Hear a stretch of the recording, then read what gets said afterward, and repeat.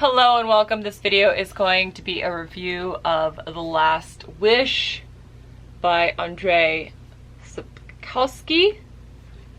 For anyone who is Polish who is watching this, I'm so sorry. If you would like to correct my pronunciation of this lovely man's name, please do so in the comments. I'm going to preface this by saying that this review is going to be exceptionally nerdy and long. More so than normal because this is the first book I've ever read where I legitimately did not know there were books for this series until after I consumed all of the other media. And those of you that don't know, The Last Wish is the second published collection of short stories by Andrzej Sapkowski in the series, which I also did not know until I was researching this for this video. So I haven't even read the first book in this saga, which bothers me so much, but that's okay. We'll find the Sword of Destiny and we'll make it happen. But this series, The Witcher Saga, was originally published in 1993 in Polish, and it actually wasn't published in English until 2007. And in October of 2007 is when CD Projekt Red published the first Witcher video game. So the first book, The Sword of Destiny, was published in 1993. The first video game was actually completed in 2007 when the English edition was first initially released prior in June, and then in October they did the video game. CD Projekt Red did the video game. And that is how I know The Witcher. So for those of you that don't know, I am a partnered streamer on Twitch. I did play The Witcher 3 because it was recommended to me by my viewers, and I played it for a while. I did not finish it because it is an open world game. And if you ever watch any of my Twitch streams, my ability to become distracted in open world games is probably bar none to no one else. I have ADHD and I am also completionist, so my ability to just get sidetracked and want to do all the little things and all little side missions, very real. So I was playing The Witcher 3, and then, you know, I got sidetracked by another game because another game got released, as you do when you're stream on Twitch. And so I was like, alright, if I'm going to come back to The Witcher, I'm going to come back right. So then I started playing the first Witcher, which I still haven't finished, because the controls for the first Witcher game that was released in 2007 are atrocious. Absolutely atrocious. But I played enough of The Witcher 3 that I really loved it. I loved the world that was built. I loved the character of Geralt. I loved the whole Witcher concept. It was super interesting. And then Netflix in 2017, which is about the time when I started playing The Witcher 3, because The Witcher 3 actually came out in 2015, I was interested. So they announced that they were going to do a Witcher series, and then they were going to have Henry Krewella be Geralt, which I had misgivings to have Superman be Geralt, but apparently, if you did not know, Henry Cavill is a giant nerd. He is a super nerd. So much so that when he went on Graham Norton's show, he started talking about Warhammer 40k. Like, he likes painting the minis, and he started talking about the game. It was very cute. And apparently, doing the Witcher, Superman was a big dream of his, and then to play Geralt, he's checking off every nerd's dream right now with comic book hero and then now being a video game hero. He did exceptionally well. So I've played the first Witcher, I've played the third Witcher, I watched the first and second season of the Witcher series on Netflix, and I found out that there was a book. So I was like, okay, I thought maybe it was a book based on a game, kind of like these books.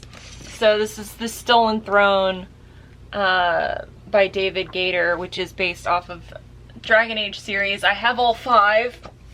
I will eventually review those. But that's what I thought. I thought it was a book based on a video game. I did not know it was a book first. And man, I'm gonna give you a little bit of background about Andrzej Sapkowski. But there's very little, because of the fact that he's not an American writer. There's very little available about him in English, which is unfortunate.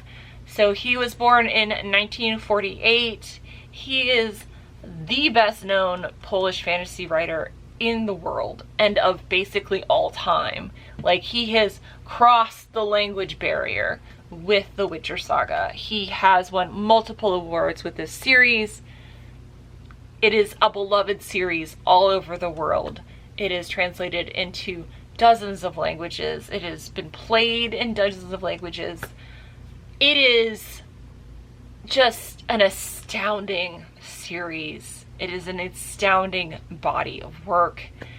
Unfortunately, he did have a son who loved Geralt as much as the rest of us, and he unfortunately did not get to see the completed series. He passed in 2019. But that makes me so sad. It's always sad when a parent outlives a child. But he's continued the series, and I am so grateful. I did read this in its entirety, and so the first book, Sword of Destiny, and The Last Wish are both short story collections, and they read like short story collections. It's very episodic, so I feel like I can't give a correct, I don't know what the word is. I don't feel like I can give a good review of this book because I've consumed so much of the media prior to reading this. I could give you my personal opinion of this book and try not to spoil any of the media at the same time. But because I've played 2 of the video games and I've watched 2 seasons of the Netflix show, I feel like I am a little bit biased, and not necessarily in a bad way. One of the things I really liked about reading this book was it made Geralt more human. Okay? In both the game and in the series, people mention multiple times that the Witchers aren't human, and Geralt himself also says, don't lump me in with the humans. Don't confuse me for a human. I'm not human. Even though he is technically human. He is much more a person in this book. Like, you hear a lot more of his thoughts, his inner monologue, his outer monologue, his reasonings for doing certain things, his ethics, his morals. There is a lot more of that in this book, even in the episodic nature of it being a collection of short stories. It's also interesting the artistic license that the show took, differentiating between this book and also the show. For example, I do believe in both of the collection of the short stories and also in the saga in novelization form in general, Yennefer is not quite the large and in charge character that she seems in the show, which was honestly a surprise when I watched the show. In the games, she is very much a sub character. It is not a male protagonist and a female protagonist. They both have their own storylines as they do in the show. It is very much Geralt's show, and Geralt, sorry, I pronounce that differently both times depending on what's going on in the story. Please excuse me. Geralt. Depending on Geralt's mood and what he's doing as to whether or not Yennefer is in the forefront or not. He does have other romantic tris,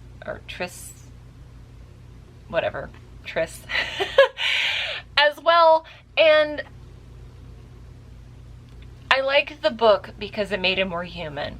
I also like the book because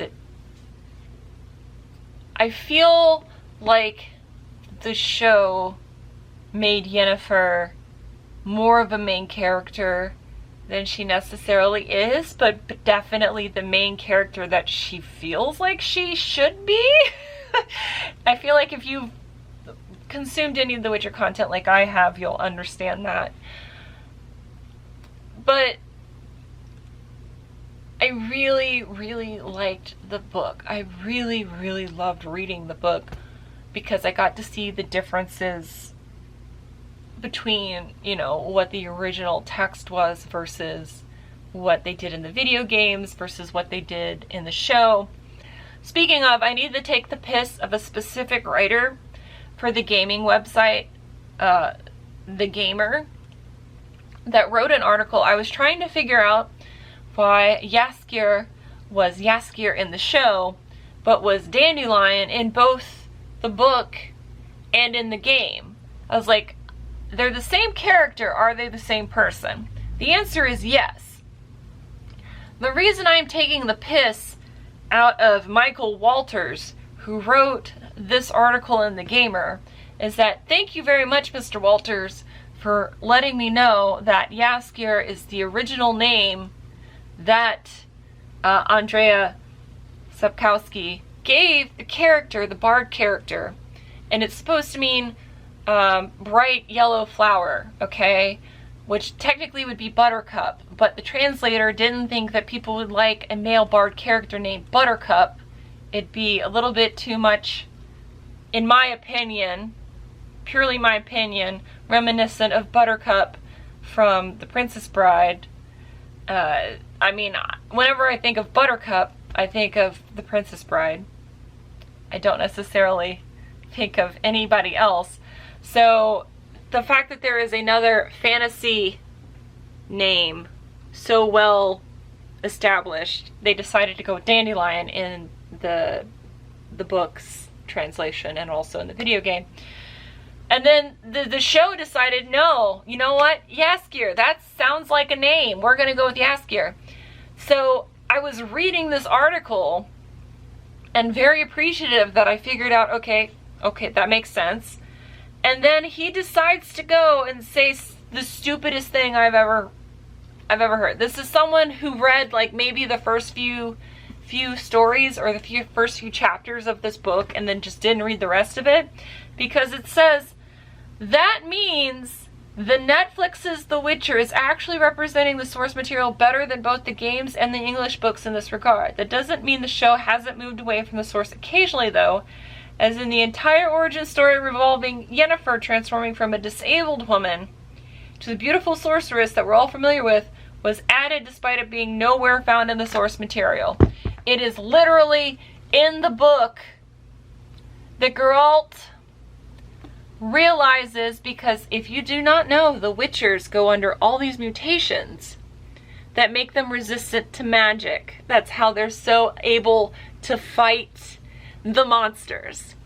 In addition, because they're so resistant to magic and able to see through spells and fight spells and be able to penetrate spells, he sees the enchantment on Yennefer and realizes that she was a hunchback before becoming the beautiful sorceress before him.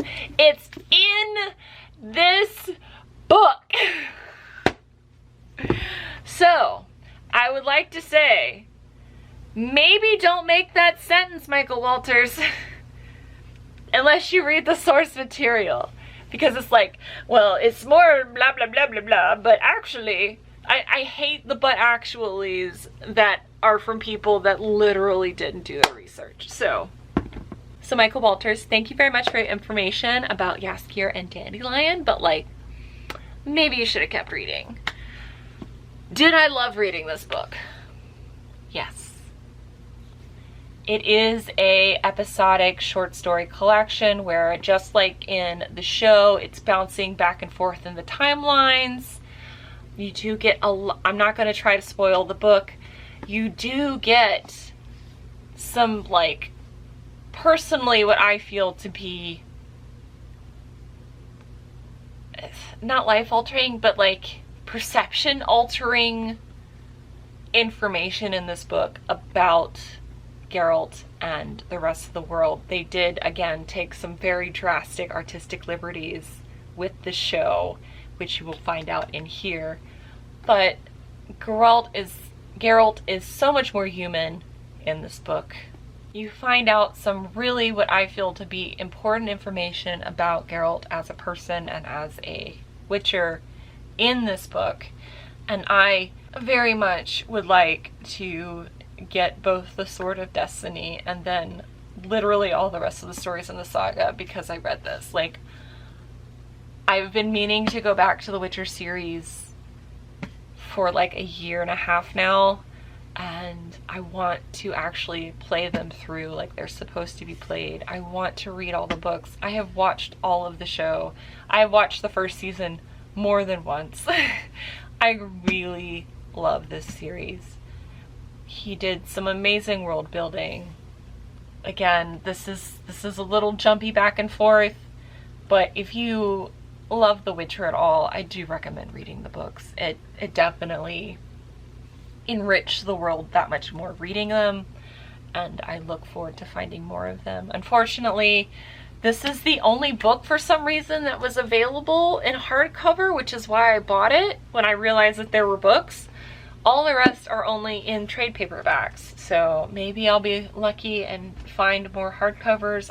I've been hoping that with the release of the second season they would release more of the books in hardcovers, but that just hasn't happened yet. So I will hopefully find more of the series, the saga, in any way, shape, or form to continue reading it. I did love it. I do love the series. I do love the video games. Again, I haven't played the second. The first video game, the controls are absolute crap. The controls and the camera, horrible. So bad. If you play any of the Witcher games, just play 3. You'll be good. You'll be good. If you like the show, play The Witcher 3. Skip the other 2 games, you'll be okay. But read the book. Thank you so much for watching. I'll see you next Monday for another video, and until then, bye! Bye. And yes, I do know that my shirt is the same color as my skin. I am wearing a shirt. But if you want to see more from me where I look more clothed, that'll be around here somewhere. So thank you guys for watching, and I'll see you in a week.